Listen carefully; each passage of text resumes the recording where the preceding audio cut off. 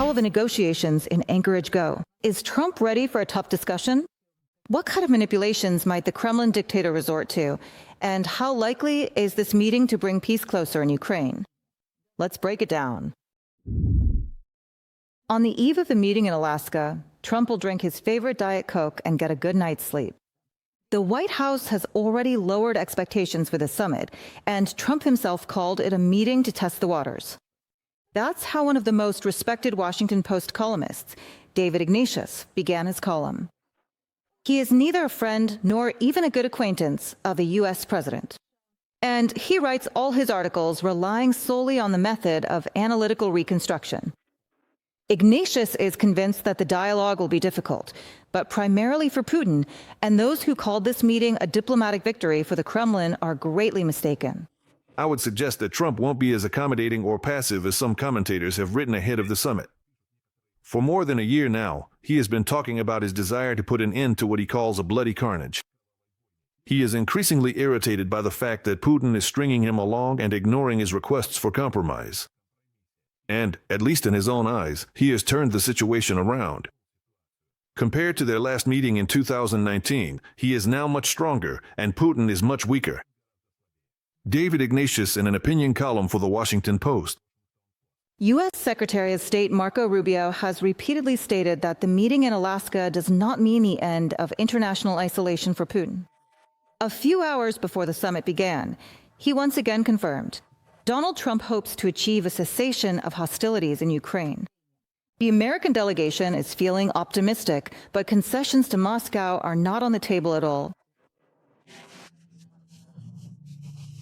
President Trump hopes to achieve at least a partial ceasefire so that these negotiations can take place. These are purely technical issues, and working them out takes time. Let's see how the negotiations go. We are full of hope. We want peace, and we will do everything possible to achieve it. But ultimately, Ukraine and Russia will have to come to an agreement. Donald Trump also assured European leaders that territorial issues would not be discussed at the meeting with Putin. The main goal of these talks, according to the head of the White House, is to achieve a ceasefire and to prepare for a new meeting, this time with the president of Ukraine and possibly European leaders. As early as tomorrow, I would like to start preparing for our next meeting. It should take place in the near future. I would like this to happen very quickly, soon after the initial talks. Perhaps this meeting will also be held in Alaska. We could stay and organize it. That would make things much easier. I think it will be interesting. We'll find out where everyone stands. I'll figure it out within the first 2, 3, 4, or 5 minutes. Usually, that's enough time to understand. And if the meeting goes badly, it will end very quickly. But if the talks are successful, then in the near future we could achieve peace. Meanwhile, all the Kremlin propagandists have spent the past week trying to create the illusion that the Alaska summit has already supposedly ended in a victory for Moscow.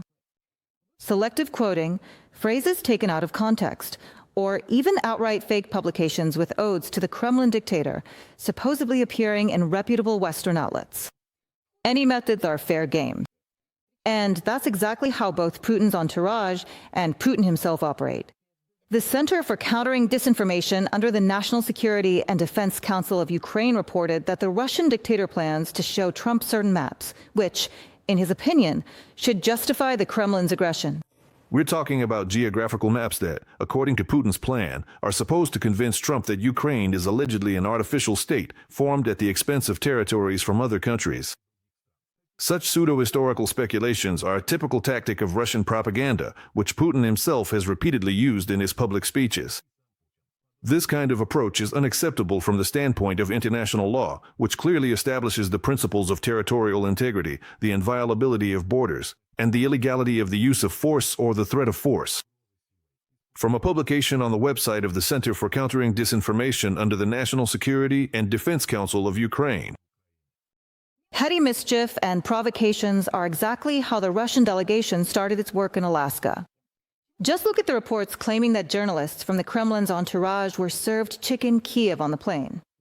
Or the stunt pulled by Russia's Foreign Minister Lavrov, who arrived in the United States wearing a sports sweatshirt with USSR written on it. These hints at old imperial ambitions are, of course, no accident. They're a very deliberate message. At the same time, in front of the cameras, these people will keep insisting that they want peace.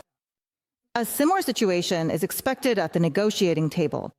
Putin will lie and twist the truth with only one goal: to keep the bloodshed going. Even on the day of negotiations, they're still killing people, and that says a lot. The day before, we discussed with the United States and with Europeans what could actually work. Everyone needs an honest end to the war. Ukraine is ready to work as productively as possible to bring the war to an end. We are counting on a strong position from America. Everything will depend on that. The Russians take American strength into account, real strength. On the eve of the summit in Alaska, the foreign ministers of Latvia, Lithuania, and Estonia published an open letter in the Financial Times. In it, they warn against any recognition of the Ukrainian territories temporarily occupied by Russia and remind readers of their own painful experience. As the important U.S.-Russia summit in Alaska approaches, speculation has begun about the possibility of a territorial exchange between Ukraine and Russia. There were claims that the occupation of parts of Ukraine's territory would be only temporary and only de facto, which leaves hope for their return to Ukraine in the future. But the Baltic countries know what only de facto Russian occupation really means, and that temporary can end up lasting half a century. From a Financial Times publication. How the war criminal Putin is being received by local residents as well. On the eve of the summit, people took to the streets of Anchorage with signs and blue and yellow flags in support of Ukraine.